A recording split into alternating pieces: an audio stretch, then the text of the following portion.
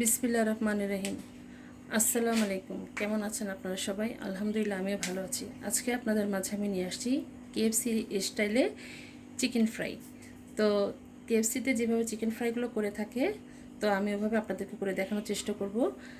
তো যা যা লাগবে, আমি এখানে চিকেন লেগ পিস নিয়েছি।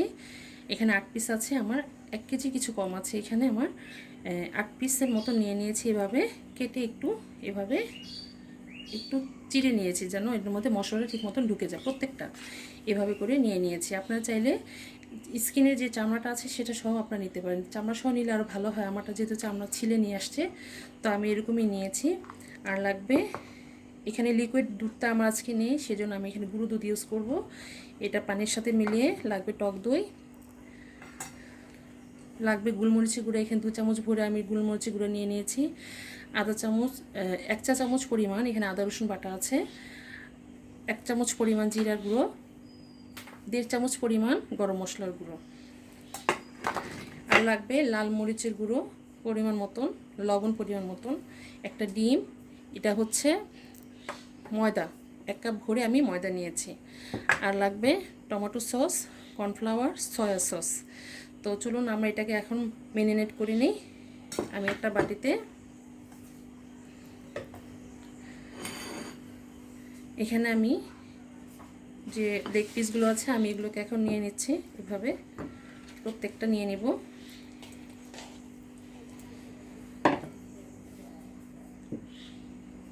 এর মধ্যে আমি স্বাদ মতন লবণ পরিমাণ মতন করে দিতে হবে, যেহেতু আমি ময়দার মধ্যে যখন মিলাবো তখন ওটার মধ্যেও লবণ যাবে। সয়া সসের মধ্যেও লবণ আছে, তো আমি এখানে আধা চামচ পরিমাণ লবণটা দিয়ে নিচ্ছি। লাল মরিচের গুঁড়ো 1 চামচ ভরে দিয়ে দিচ্ছি। আপনারা আপনাদের স্বাদ অনুযায়ী নিতে পারেন মরিচের গুঁড়োটা। লাগবে সয়া সস, আপনারা লাইট সয়া সসটাও ব্যবহার করতে পারেন। এখানে আমি 2 চামচের মতন সয়া সসটা দিয়ে দিলাম।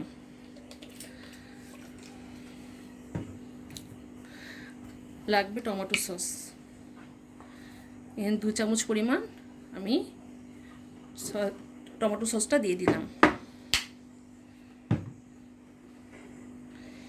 এখানে গোলমরিচ যেটা আছে সেটা অর্ধেকটা আমি এখানে দেব, আর বাকি অংশটুকু আমি ময়দার সাথে মিক্সড করব। এখানে জিরা গুঁড়ো আছে যেটা, সেটা দিয়ে দিচ্ছি। গরম মশলার গুঁড়ো এটাও দিয়ে দিচ্ছি। আদা রসুন বাটা সেটাও দিয়ে দিচ্ছি। এখানে আমি টক দইটা রেখেছিলাম ঘন অবস্থায়, এটা আমার বরফের জন্য পাতলা হয়ে গিয়েছে, তো সমস্যা নেই, আপনার ঘনটাও দিতে পারেন। তো এখানে টক দইটা পুরোটা দিয়ে দিচ্ছি।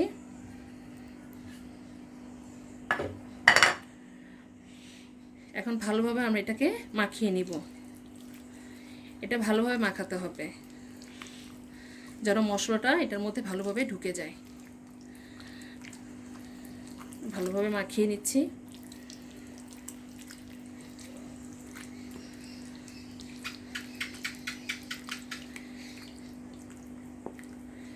প্রত্যেকটা এভাবে ভালোভাবে মাখিয়ে নিতে হবে। আমাদের এটা মাখানো হয়ে গিয়েছে। এখন আমরা এটাকে 3 ঘন্টার জন্য আমরা মেরিনেট করতে রেখে দিব। 3 ঘন্টার জন্য রেখে দেবো, আপনার চাইলে 6 ঘন্টাও রাখতে পারেন। তো এটা আমার 3 ঘন্টা পরে এসে তারপর আমরা রেডি করব। তাহলে 3 ঘন্টার পরে আমরা ফিরে আসছি। আমাদের 3 ঘন্টা হয়ে গিয়েছে, তো আমরা 3 ঘন্টা পর ফিরে আসলাম। এখন আমি যা করব, আমি ময়দাটা একটা বাটিতে নিয়ে নিয়েছি। যে 1 কাপ ময়দাটা ছিল সেটা ভরা যেটা ছিল সেটার মধ্যে আমি এখন কর্নফ্লাওয়ার দিয়ে দিব। এখানে 2 চামচ ভরে আমি কর্নফ্লাওয়ার দিয়ে দিব।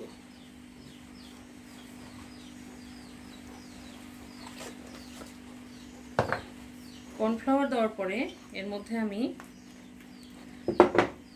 যে গোলমরিচ গুঁড়োটুকু রেখেছিলাম সেটা পুরোটা দিয়ে দিব।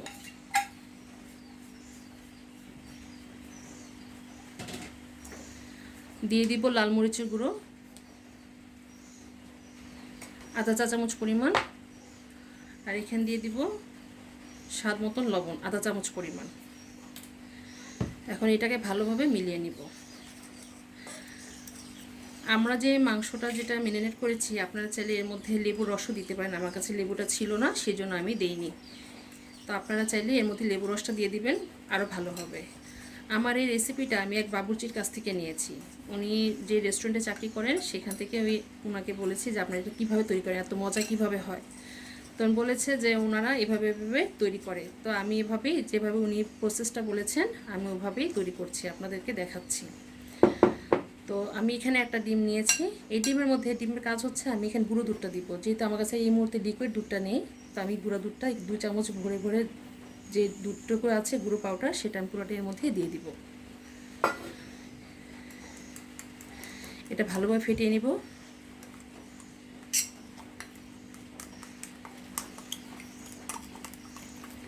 ভালোভাবে মিলিয়ে নিতে হবে।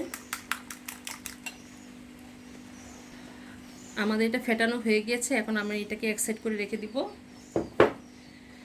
এখন আমার কাজ হচ্ছে, আমি এমন একটা প্লেট নিব। এখন যেটা মেরিনেট করে রেখেছিলাম সেটা ফার্স্টে আমি এর মধ্যে দিব। যেটা গুঁড়ো, যে ময়দা যেটা আমি মেখে রেখেছি সেটার মধ্যে আমি ফার্স্টে এক পিস দিয়ে দিব। বিসমিল্লাহির রহমানির রহিম।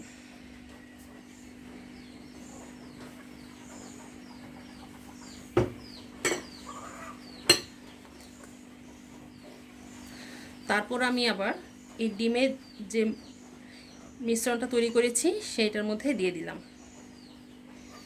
এখন আবারও আমি এটাকে ময়দার মধ্যে গড়িয়ে নিব।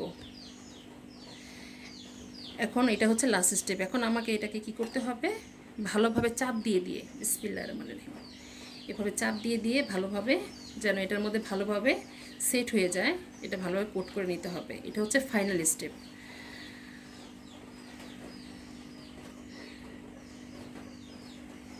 এই যে এরকম হবে, ভালোভাবে ঝেড়ে নিলাম। আরেকটা দেখাচ্ছি। ফার্স্টে আমরা এটার মধ্যে দিয়ে দিলাম।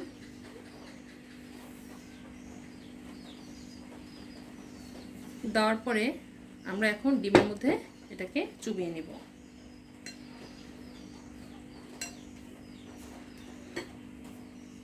এটা থেকে চুবানোর পরে আবার আমরা এটাকে এই ময়দার মধ্যে গড়িয়ে নেব। এই যে এইভাবে ভালোভাবে চাপ দিয়ে দিয়ে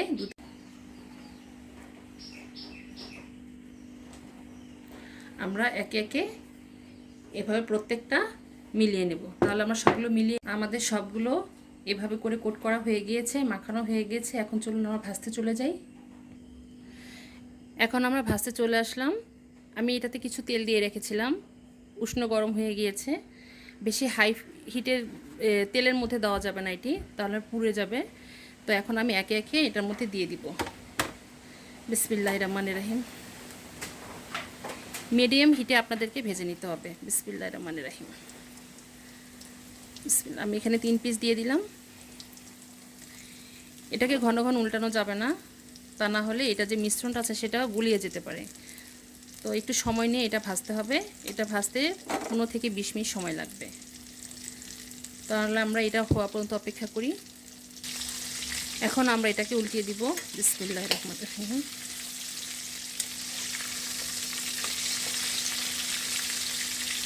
একে একে উল্টিয়ে দিচ্ছি।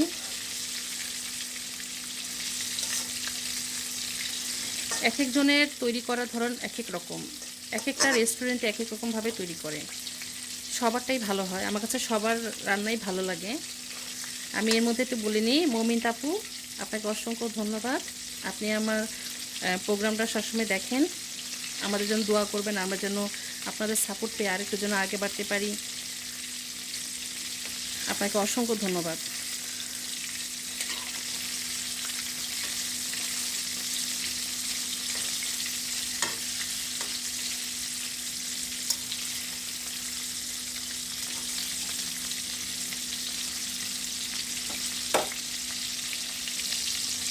আমাদের এটা হয়ে গিয়েছে মাশাআল্লাহ করে, দেখুন কালারটা খুব ভালো আসছে। এখন আমরা এটাকে নামিয়ে ফেলব।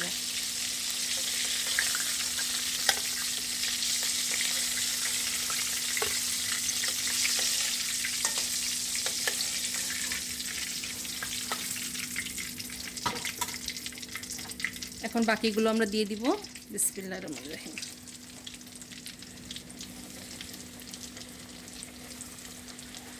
এভাবে আমরা ভেজে নিব। আমরা অপেক্ষা করি ভাজা পর্যন্ত। আমাদের ভাজাগুলো হয়ে গিয়েছে, এখন আমি নামিয়ে ফেলবো। চুলাটা বন্ধ করে দিই। তাহলে চলুন আমরা পরিবেশনে চলে যাই। তৈরি হয়ে গেল আমাদের কেএফসি স্টাইলে চিকেন ফ্রাই। মাশাআল্লাহ, আলহামদুলিল্লাহ, দেখতে ভালো লাগছে। মাশাআল্লাহ, আপনারা অবশ্যই বাসায় একবার ট্রাই করবেন। আপনার তো ইনশাল্লাহ আমার চেয়ে তো ভালো হবে। তো আমার এই রেসিপিটা আপনাদের কাছে কেমন লেগেছে আমাদেরকে অবশ্যই কমেন্ট করে জানাবেন। আর আপনারা সবাই আমাদেরকে সাপোর্ট করবেন, যাতে আমরা যার যার জায়গা থেকে সুন্দর করে কাজগুলো করতে পারি। তো আজ এই পর্যন্তই। আমার জন্য দোয়া করবেন, আমি যেন ভালো থাকি, সুস্থ থাকি, এবং আমার জন্য বেশি বেশি করে লাইক এবং শেয়ার করে দেবেন। আর সাবস্ক্রাইব করতে একদমই ভুলবেন না। তো আজ এই পর্যন্তই। আপনারা যে যেখানে আছেন ভালো থাকেন, সুস্থ থাকেন। আল্লাহ হাফেজ।